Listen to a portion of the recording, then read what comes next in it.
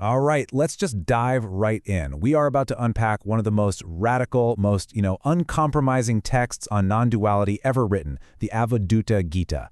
And it's not really a book, it's a song, a divine song that doesn't just challenge our ideas about reality, it completely shatters them. And this is the sage who sang it, the Dattatreya. I mean, look at him, a figure with 3 heads, 6 arms, surrounded by dogs and a cow. It's a pretty wild image, right?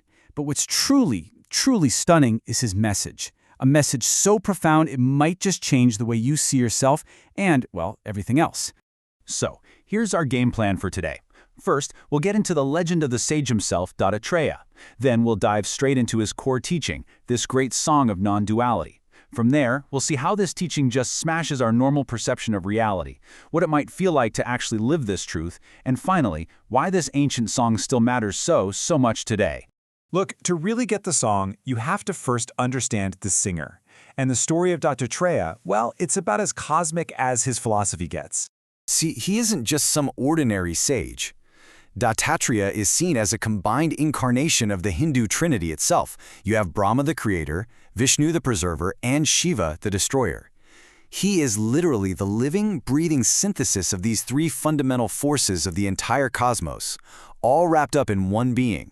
And what's so cool is that his whole philosophy is kind of encoded in his image. Those 3 heads, they represent Brahma. The cow that's always with him, that's Vishnu. The trident he holds, a classic symbol of Shiva. And what about those 4 dogs at his feet?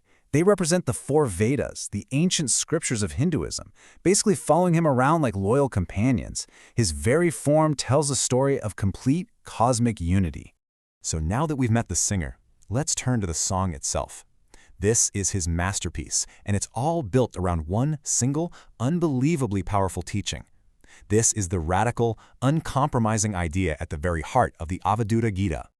So, at the very heart of the Gita is this one concept, non-duality, or Advaita. And this isn't just some belief system, it's a description of consciousness itself. It's the realization that the separation we feel, between me, the observer, and the thing I'm observing, between myself and the universe, between a soul and God, is all an illusion. In this state, the knower, the knowledge, and the thing being known all just merge into one indivisible reality. And this quote, man, it just perfectly captures the feeling Dattatreya is trying to get across. He says, all is verily the absolute self. There's no real difference between things. So when you're faced with that truth, how can you even talk about what is or is not? All he can say is, I am filled with wonder. It's a state that's totally beyond logic. It's a direct perception of oneness. So how in the world do you get to that state of wonder? Well, the Gita's method is, it's less about building something new and more about tearing absolutely everything down. It's all about smashing the mirage of our everyday reality. And the main tool for this teardown is this famous technique called needy, which basically means not this, not this. The Gita just systematically takes every concept we hold dear, every label we use to define reality, and says, nope, not that. It's not trying to tell you what the absolute is, it's showing you everything it is not, so you can see the reality that's left when all the concepts have been stripped away. And it starts with the most fundamental duality there is, you and me. The Gita is just relentless on this point. There is no real you or me. There are no individuals to be united or separated. There is only the one, absolute self appearing as everything. That's it. Okay, you might be thinking, but what about the spiritual path? The goal of liberation? The Gita goes even further. It says that for the true self, there is no bondage. So the whole idea of liberation is totally meaningless. The self was never trapped, so how could it ever be freed?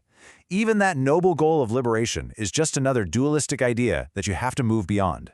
Now, to make this a little more concrete, the Gita gives us this beautiful metaphor. I want you to think of your individual mind as a clay pot, okay? Inside the pot, there's space. Outside the pot, there's space. They seem separate. But what happens when you break the pot? Where does the space inside go? Nowhere. It doesn't travel or disappear, it just merges with the infinite space that it was always a part of. Our limited mind, that's the pot. Realization is the breaking of that pot. So what does it actually look like to live as if the pot is broken? What is the state of someone who fully, truly embodies this truth? Well, this is known as the way of the Avadhoodha. The word Avadhoodha itself is just so powerful. It means a liberated soul, someone who has literally shaken off everything, all worldly attachments, all social rules, all desires, all fears, because they've realized their true identity isn't some limited person, but the absolute itself. The Gita really paints a clear picture of what this is like. The Avadhoodha is free from hoping for a better future, and instead, they just live in this constant state of joy that doesn't depend on anything. Since they've renounced desire, ignorance, and ego, they can be perfectly happy sitting in an empty room because they see the entire universe, the absolute, right there inside themselves. To really feel this state, just listen to the power in Dattatreya's own words. He's not speaking as a person anymore, but as the absolute itself, declaring, "I am the fire that burns the karma of one who is beyond all karma." I am the fire that burns the sorrow of one beyond all sorrow. I am the fire that burns the sin of one who is sinless. And he comes back to this refrain again and again, like it's the chorus of this great cosmic song. I am the nectar of knowledge, homogeneous existence, like the sky, vast, unchanging, and absolute. Okay, this all sounds incredibly profound, maybe even a little out there, so let's bring it back down to earth. Why does this ancient, radical song matter to us right here, right now? You know, the great modern sage Swami Vivekananda really said it best. He said that people like Dattatreya are the ones who keep religion alive. And why is that? Because they aren't just talking about theories. They have actually realized this state. They're not chasing happiness. They are just sitting still, enjoying the built-in bliss of reality itself. And this gets to the absolute core of why it matters. The Gita says that the root of all our suffering, fear, insecurity, grief, you name it, comes from a single mistake: the feeling that we are small, limited, and separate. So the ultimate cure, it suggests, isn't to fix that limited self, but to realize you were never limited to begin with. The cure is to see that you are, and always have been, one with everything. And so we're going to end not with an answer, but with the Gita's own haunting question, pointed directly at you and me. It asks over and over again, why do you grieve? It's a question that contains its own answer.